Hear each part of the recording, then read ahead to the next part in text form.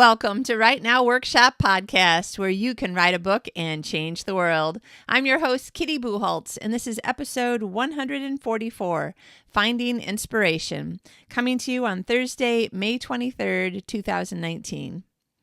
Depending on where you work or the kinds of people that you've been hanging out with, or whether or not you have anyone around you talking about other things in life besides whatever it is that you're doing with your writing. Around me, there's been, of course, a lot of people talking about Game of Thrones, the final season, season 8. Oh, it just started. I have to be home for it. I can't go out on Mondays because there's going to be a new episode or whatever. And then, of course, all the people going, I hate Game of Thrones. I can't wait for it to be over. I'm so tired of people talking about it for the last few years. Well, you know, one of the things that the series is sort of famous for, one of its little sayings, you see it on t-shirts, is winter is coming. I am here to tell you summer is coming. Depending on what the weather is like where you are, this may not be a surprise for you, but there have been some moments in the last few weeks where people here in southern Sweden have been wondering whether or not summer had any intention of ever returning again. But last weekend we wore shorts. I had jeans on because I'm like, yeah, in the 60s, you know, that'll be nice, but no big deal. But between the humidity and, I don't know, 60s here is way different from 60s in California, which, by the way, what is that? Teens? Yeah, it's like maybe 16 or 17. I really need to get my Celsius back in my head again. But anyway, it was like 69 degrees here finally by the middle to end of the afternoon on Saturday. And we had to come back and change out of jeans into shorts because we were so hot. I'm like, this is awesome. I hadn't worn shorts for 7 or 8 months. So I'm very, very happy. I hope you are having weather that makes you happy wherever you are. But speaking of Game of Thrones, so I have been reminded time and again of all the different ways that we put conflict in stories, and the fact that I am one of many people who can find it super duper difficult for bad things to happen to my characters. Now, George R.R. Martin apparently has no difficulty having bad things happen to his characters, because I don't think that there's anyone getting through his stories unscathed in some way. So great. It's not necessarily the kind of story I usually am wanting to follow, because I need to be able to root for someone and I want them to have some chance of winning, not just wait for them to die, which for the most part, we're watching season 4. We just started season 4. Because, yes, we've been behind from all of the moving and whatever. And I'm just like, okay, there is probably no chance that if I decide I really like somebody, they're going to live through this story. But, okay, anyway, the rest of it, though, is so interesting with all of the conflict in between people and in between different, well, see, I would say countries if it were here. What is it then? Kingdoms? Kingdoms, yeah. Anyway. So again, I'm looking at all this going, okay, he has just no problem with conflict, but I often have a problem with conflict. The story that I have been very fitfully trying to be working on for Hallmark, I'm having a huge problem with conflict because I know in my head that I am aiming at this sweet market, very G-rated story. And so there's not going to be death and destruction like there is in Game of Thrones. There will be no kidnappings, though, you know, that could be like a Hallmark mystery. But for just like a nice, plain, sweet romance, oh my gosh, it is so hard. But over the last week or so, I've been seeing and thinking about conflict a lot in conversations with my coworkers, or overhearing other conversations between coworkers, hearing people talk about Game of Thrones, being behind but watching other episodes of Game of Thrones. And I thought, you know what? I'll just mention to you all the places that I've been very recently finding inspiration for conflict that I can put in my stories. Now, am I putting Game of Thrones conflict in my Hallmark story? Obviously not. But am I finding ideas? Yes, because, for instance, in Game of Thrones, betrayal is a huge problem. Well, you can still have betrayal even in a G-rated Hallmark type story. You can have betrayal anywhere, because it doesn't have to be death and destruction betrayal. It could be telling a secret that you promised you wouldn't tell, or falling in love with, your best friend's boyfriend, or betrayal comes in so many ways. Giving out a recipe that you promised you weren't going to give out. It just, depending on what the story is and who the characters are, you can use betrayal in any number of ways, and there's really no place that you can't make it work for your story.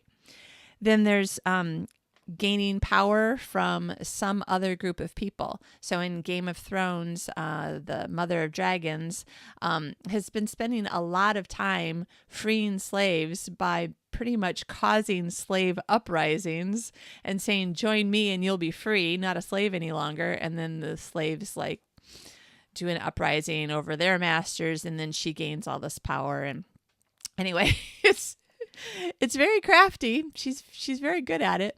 But depending on what you're writing, it could be, gaining like a grassroots kind of effort, the power that comes from getting the community behind you. And it could be like good power or bad power, depending on which character you want to be getting this power to use. So it could be, saving a historic building, or it could be tearing down some old buildings, like old warehouses on the waterfront to build, new condos. And then you can have people on both sides, and both of them trying to get all of the people who live in the neighborhood to support them. So that is something that, even though I'm looking at Game of Thrones and seeing how she gets all this power from the slave uprising class, you could have somebody in your book who gets more power by getting the people to rise up and be on their side. And then this one always kind of makes me laugh. So the Hound, if I remember right, the first three seasons that I was watching, he did a lot of killing, and he did whatever, he did whatever he was told, but he didn't seem to have any problem killing people. But I'm noticing in the last few episodes, I'm not going to give away any part of the story in case you also decided, oh, all right, finally I'm going to watch all these seasons of show because everybody is watching it and it's beginning to really pick my interest.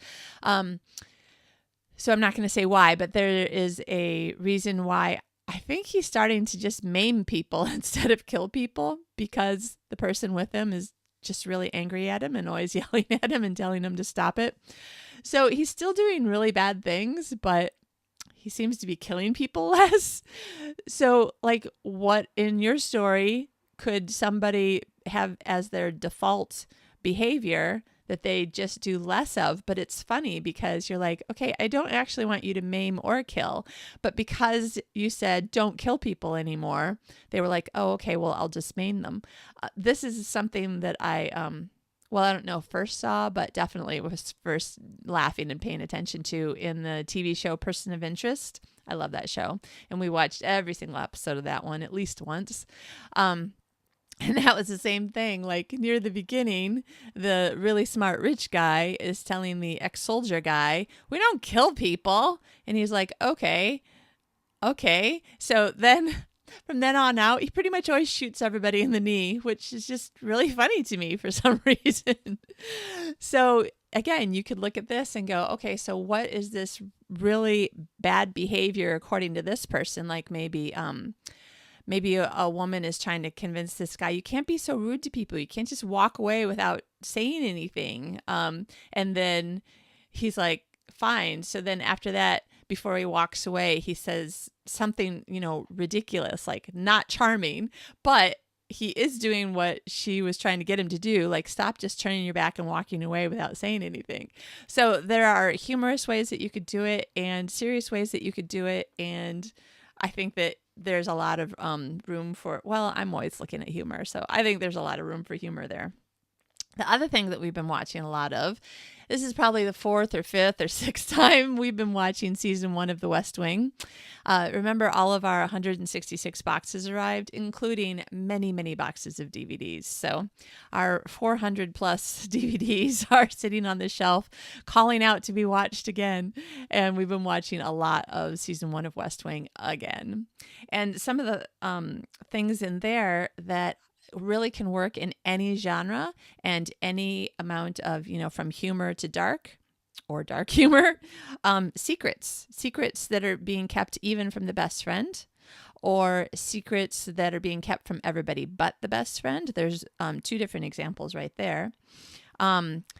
Keeping your honor, but at a great cost, being honorable, but then knowing that you're going to, lose something because you have decided to continue to be honorable and keep your integrity. Standing up for what you believe in. And this works great for conflict because the people on one side are standing up for what they believe in, and the people on the other side are standing up for what they believe in. And then it's like, oh, that's really, really good conflict, because depending on how you look at it, nobody's wrong, but we definitely have a problem. And then another interesting one is loyalty at a cost. Like, I'm going to be loyal even if it costs me my job. Or actually, in the episode that we saw last night of Game of Thrones, this one, just in case you also are deciding to jump in at the beginning and watch it, I won't say who and what, but somebody is probably going to die. And the person who's been serving them very faithfully, very loyally, and very honorably for the last few years is trying to continue to serve them, even sneaking things to them and being a little sneaky and crafty. And the person was like, you have to leave because they will kill you. And it was this great moment of like trying to force this person to stop being loyal and save themselves.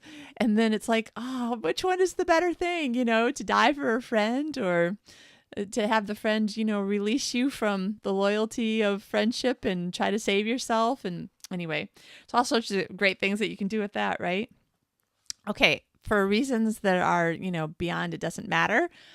We've been talking, for some reason at work, we've been talking about children's fables. If you're watching on YouTube, sorry about the light, but the sun is going in and out behind the clouds, in and out, back and forth. So it looks really interesting on video because I'm getting lighter and darker. We've been talking about children's fables. I think it sort of came up accidentally. Anyway, and somebody was like, they are so dark. There's so much death and destruction in them. And then I remembered something that I had heard, I don't know, probably in college studying literature or something, I don't know, that many of them were written to scare children into obeying your parents. Like, look at this terrible thing that will happen to you if you don't obey your parents. And then you will be, killed and eaten by a bear. Or whatever. So definitely lots of conflict. And then it's just a matter of like, what could you do with it? Or what could you do with some of the ideas behind? Like, why do you think that fable was written? Was it written to warn children against stealing, warn children against lying, warn children against being disobedient to their parents? And then the whole disobedient to your parents thing, you could be like, are there warnings where we are warned not to be disobedient to our bosses or disobedient to our rulers? So there's lots of places where you can like take it from what it seems to be and then figure out how you can make it work for your story situation. And then children's books have all kinds of stuff that they are trying to teach, even as they're entertaining. There's a lot of stuff about fears, fears of being different, fears of being alone, fears of being forgotten or left behind or left out. There's so many things having to do with overcoming some sort of fear in a children's book, and that would be great conflict. You could actually use most of the same fears and just put them in an adult context, because I think that we continue to have a lot of those same fears, especially things like being different, being left out or forgotten, that sort of thing. But there's also a lot of teaching to be something good. So teaching children's books where by the end of the book, the child is supposed to feel like, oh, yes, I want to be brave like that. I want to be a better friend like that. I want to be more whatever it is, courageous, heroic, honorable, loyal, I don't know. And then there's all sorts of, save the world elements and exploring the world elements and creating new worlds inside your own mind and imagination. So again, you would just look at the base idea and then figure out, well, how does that work in my romantic suspense or my thriller or, whatever story it is that you're writing that you're like, I can't quite get enough conflict in this book. Okay. Then there's the way that I got the idea for this episode was when I was reading the Bible. I get a lot of ideas while I'm reading my Bible. And sometimes I feel bad because I'm like, sorry, God, I am not exactly thinking about you anymore. I'm actually thinking about how this applies to this book idea I have. But I figure he's cool with it as long as I'm mostly focusing on him. And then he did give me the gift of writing and getting things out there in book form and other things. So I figure it's probably just a bonus, right? Anyway, so I was reading First Peter, and let me just read you this part that I was reading because then you'll probably better understand like how I started getting these ideas. So it says, finally, all of you live in harmony with one another. Be sympathetic, love as brothers, be compassionate and humble. Do not repay evil with evil or insult with insult, but with blessing, because to this you are called so that you may inherit a blessing. For whoever would love life and see good days must keep his tongue from evil and his lips from deceitful speech. He must turn from evil and do good. And then skipping down a verse, who is going to harm you if you are eager to do good?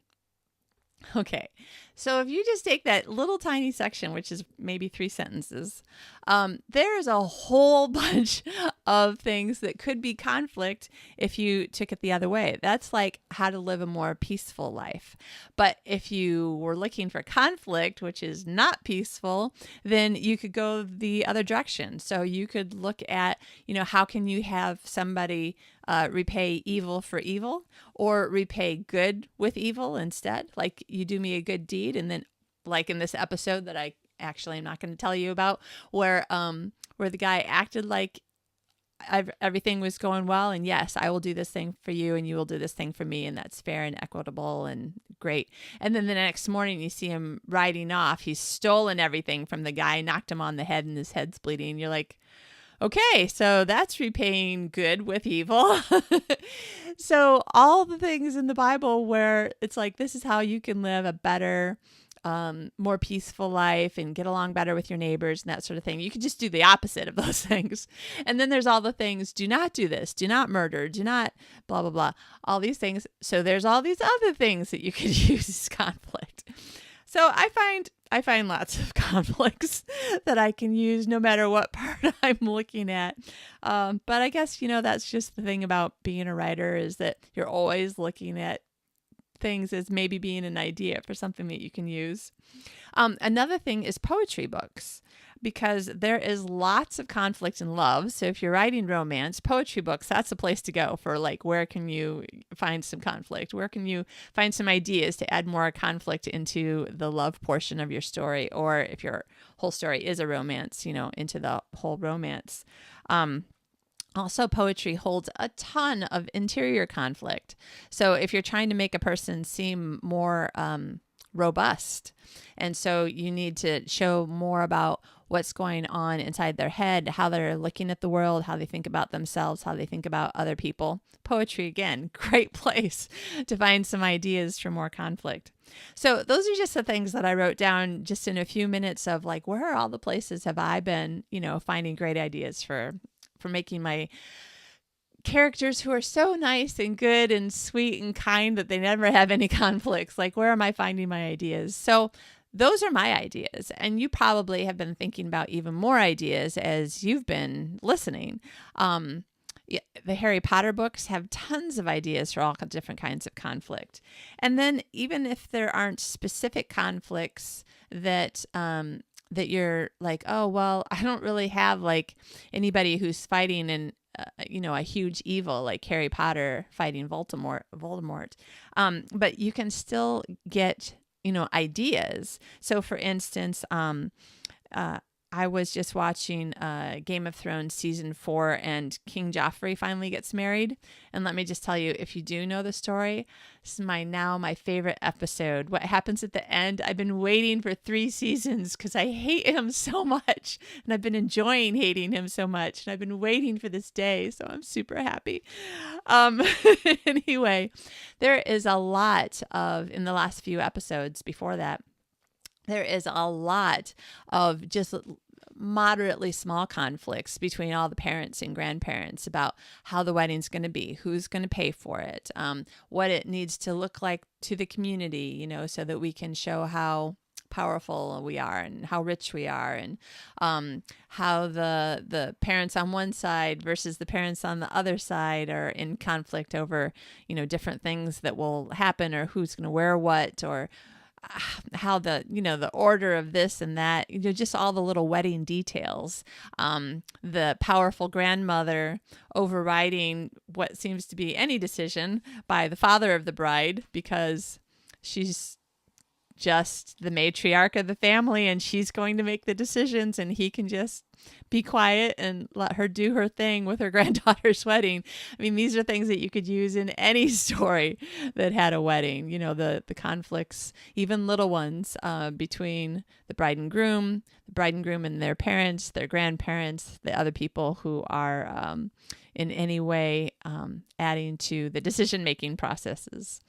So, lots of ideas. I hope that you are really filled with lots of ideas now, especially if you're one of those people like me who, when you're writing a relatively sweet-ish book, or truly sweet book, if you have problems finding conflicts that are interesting and not boring, that you now have lots more ideas. Okay, so that's it for this week. I've got some really cool interviews of people coming up, which I'm not ready to announce yet, simply because we're trying to find dates on calendars when we can all get together and actually do the interviews. But I will say there are agents definitely coming up, possibly editors, lots more authors to share their process and how they do things, to give you more ideas about how you might do things. And there's stuff coming. So hang on. Enjoy your week, get some writing done, write down some ideas, write down the ideas that you're having right now. If you are driving or running or doing housework, maybe you can use your phone and give yourself some voice memos on all the things that you've been thinking about in the last little bit here while we've been talking. I hope you have a fantastic week. I hope the weather is whatever you want it to be. I'm personally going to enjoy some rain and some sun. That's my perfect combination of weather. And I think talking to you has given me some more ideas about things that I can do. So let's both of us get back to writing. Have a great week.